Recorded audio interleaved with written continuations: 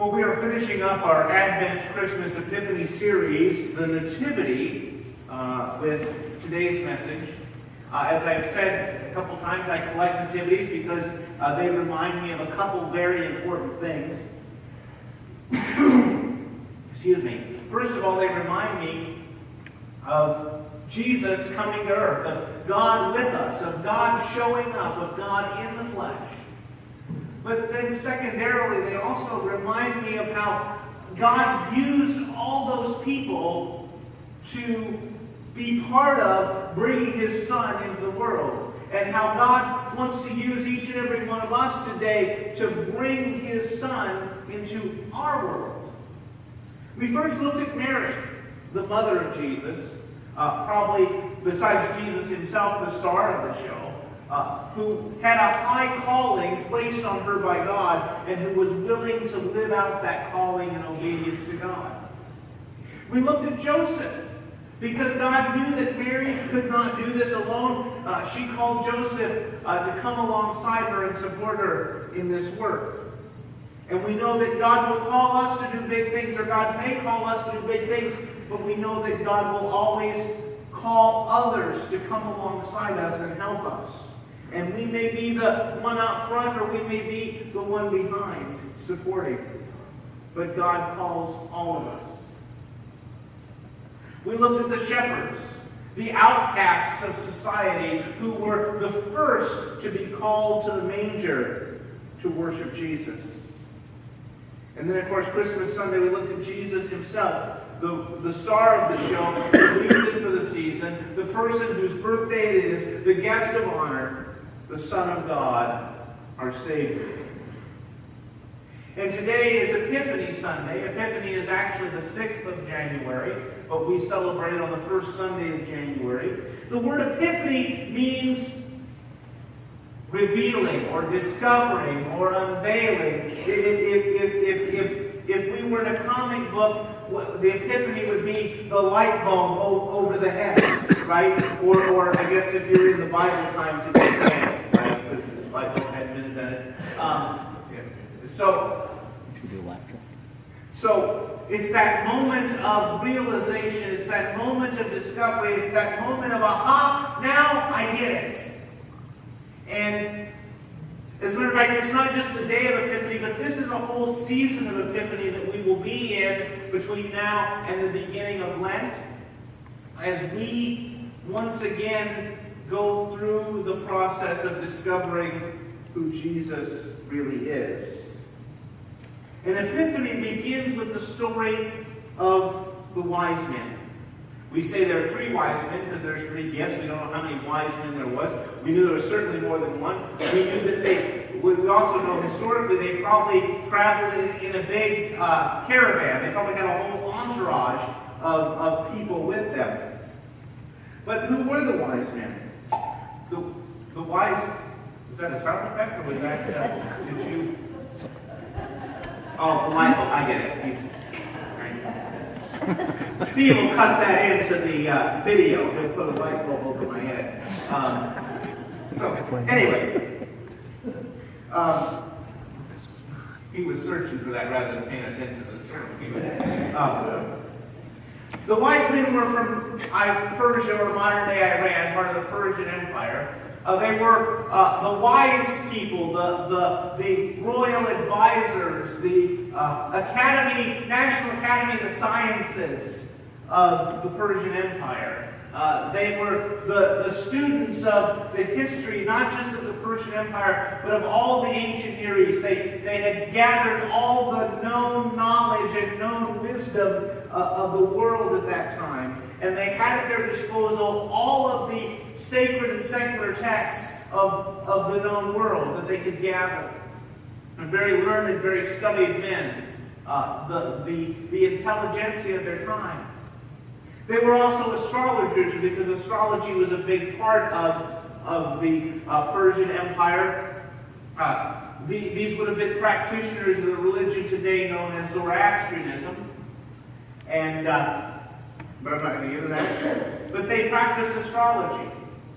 They, like the Mayans, the Persians, spent a great deal of time studying the movement of the celestial bodies and ascribing meaning to those movements.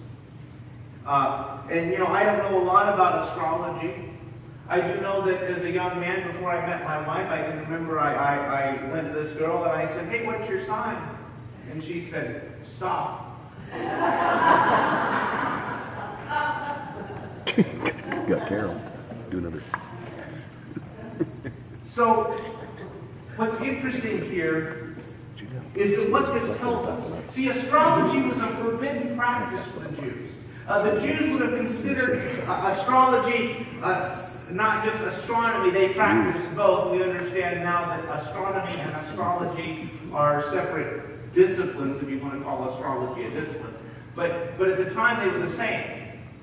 And the Jews would have considered the practice of astrology to be satanic, to be forbidden, right? And so they were, first of all, they were foreigners. They were not from Israel. They were not Jews, either ethnically or religiously.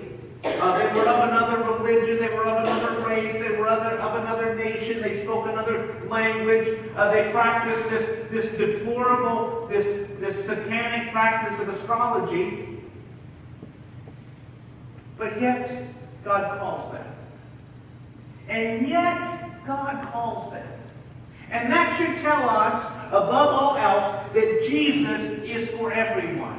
Jesus calls everyone to himself. Every person, from every tribe, from every nation, from every language. Jesus calls people out of, listen to that word, Jesus calls people out of every worldly religious system, including Christianity, when it falls to being merely a religious system, into relationship with himself. God calls everyone. God calls the wise men with a star because as astrologers, that's what would get their attention. Now, we have no idea because the word star in ancient literature could have meant any heavenly body. It could have been a planet, could have been a comet, could have been an asteroid, could have been a meteor. Any heavenly body would have been given the general distinction of a star. And there's many theories out there, when, what is that, the age of Aquarius, when Jupiter is aligned with Mars, right? There's lots of explanations out there. And it could have been a new star. We know now that new stars actually show up. That stars are born. And that could have been the case here. We simply don't know. There's lots of theories out there. If you're really interested in that, a lot of people, Christian astronomers, again, the science of astronomy, have done research, and it's fascinating. And if you really want to do that this afternoon, knock yourself out. But what's interesting to me is that God wanted to get their attention, and God chose that thing which would be most likely to get their attention and to draw them into the presence of his Son. And so that should be a message to us, is that God is trying desperately to get the attention of every man and woman, every boy and girl, in every nation, place, tribe, tongue, language, and religious system on the face of the earth. God is trying to get our attention.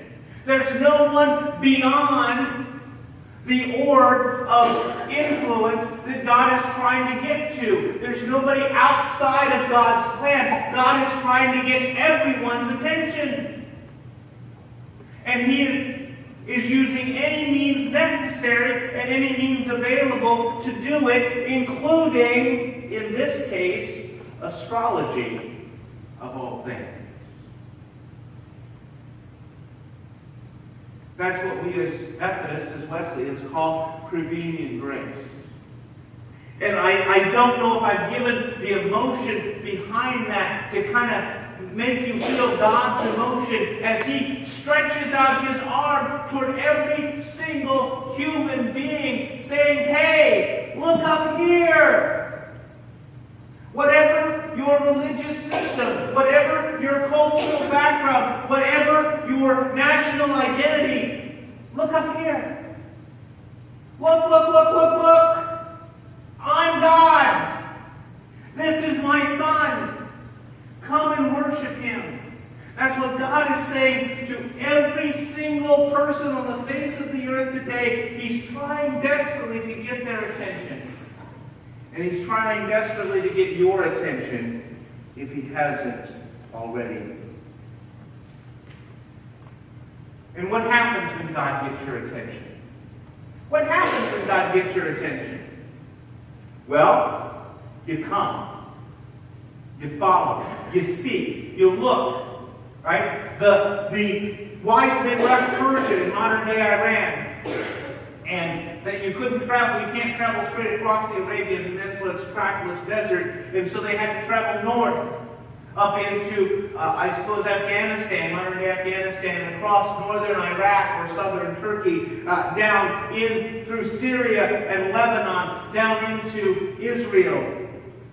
Now, how they knew they were looking for the King of the Jews, how they knew what this star they had seen meant that the new King of the Jews had been born, I have no idea. Again, there's people who have done research on this. And I've looked at some of it, and quite frankly, none of it helps for my purposes today. But they come. Now listen, you may make a wrong turn. Just because you're seeking God doesn't mean you're always going to get the right answers. Not everybody who says they're seeking God is on the right path. Because the Magi, the wise men, end up in Jerusalem. And they come knocking on the door of the palace, as I suppose many of us have had new children and the neighbors, and they come knocking on the door of the palace. Where's the new baby? We want to see the new baby. But they tell Herod, hey, we heard there's a new king. And Herod's a little upset because he knew nothing about a new king.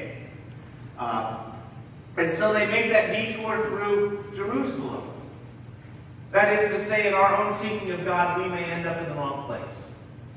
If we don't follow carefully, if we don't obey God's word, we might end up in the wrong place in our seeking of God.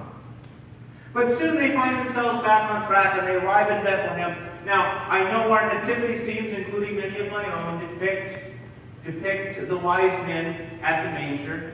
We know historically that the wise men weren't at the manger. We know that it could be as much as 2 years after the birth that they would have arrived in Bethlehem.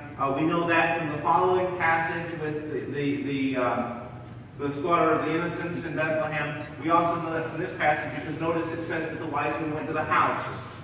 We assume then that after the birth, that eventually a place with some relatives or friends was found because you couldn't travel with a young child at that time. It was far too dangerous, and so they stayed in Bethlehem for some time, up to 2 years in Bethlehem. And so God gets their attention. They come, they seek, right? They seek. Because when you seek, you're going to find. Right, very good. God is a rewarder of all those who diligently seek Him.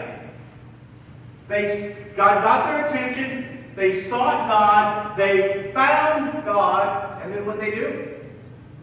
They worshiped. Sorry, I'm not double jointed. I can't make my fingers go straight up like that.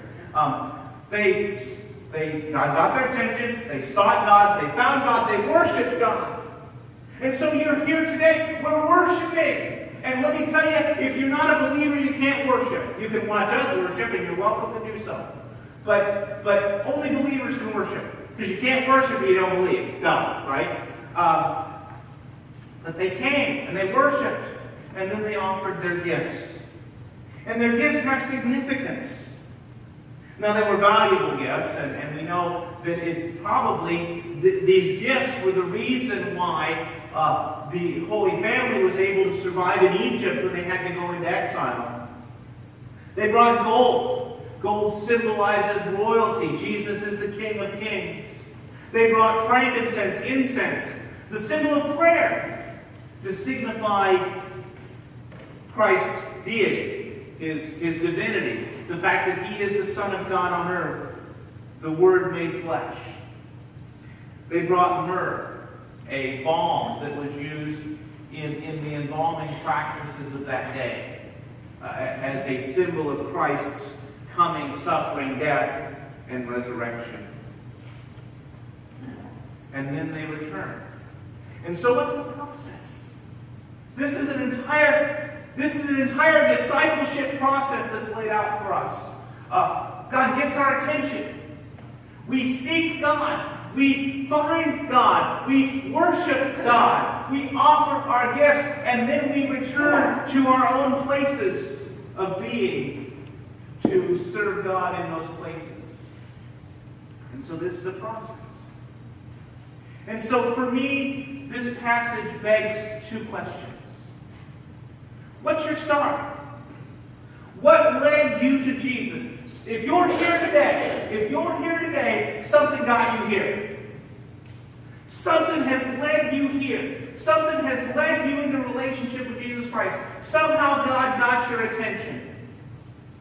Now, I know that, of course, if you look at Facebook, people are saying in 2016 it was a horrible year because we had all these celebrity deaths in 2016.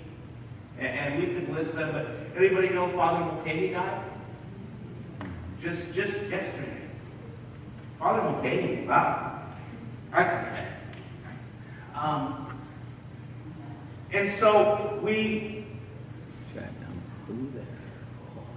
but we also know here, just in the last couple of months, here in Tama, Toledo, at least I know because I've been part of it, we've had many losses here in this community. And sometimes it's a loss will get people's attention. Sometimes, especially among young people, I've heard young people tell me, I was living like this and I was doing these things, and one of my friends died. There was an accident. And I said, man, I got to get my act together. God got their attention. Sometimes it's when we have kids and we realize, gosh, the way I've been living is not the way I want my kids to live. I want my kids to have something. I want my kids to have faith. And that gets our attention. There's any number of things that God can get your attention. And if we went around the room today, anybody who is truly a believer in Jesus Christ, our Lord and Savior, anyone who truly personally knows Jesus will be able to tell you, this is how God got my attention. Now, of course, there may be some people here that have no idea what I'm talking about. I've been in church all my life, they might say, but I have no idea what you're talking about. I just kind of show up at church because, Grandma went to church and Mom went to church and I go to church and that's a religious system. And that's what Jesus is calling you out of and into a relationship with Himself.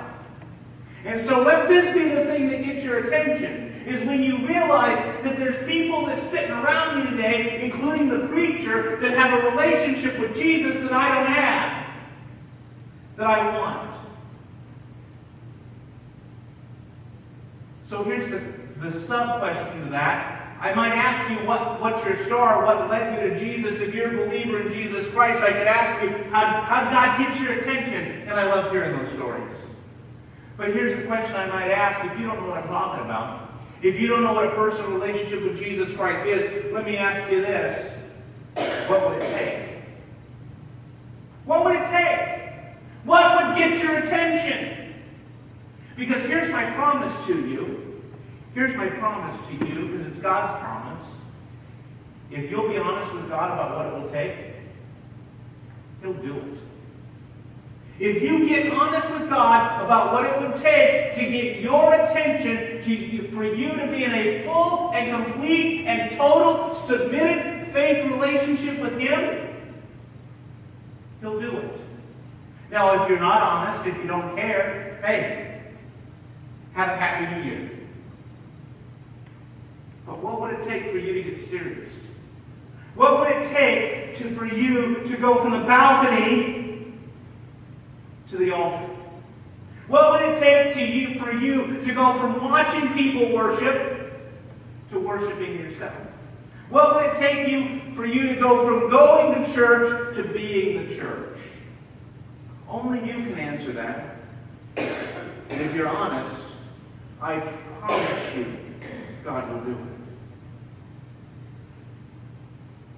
And so then the next question is, what gifts do you bring? Because once God's got your attention, see, there's a process.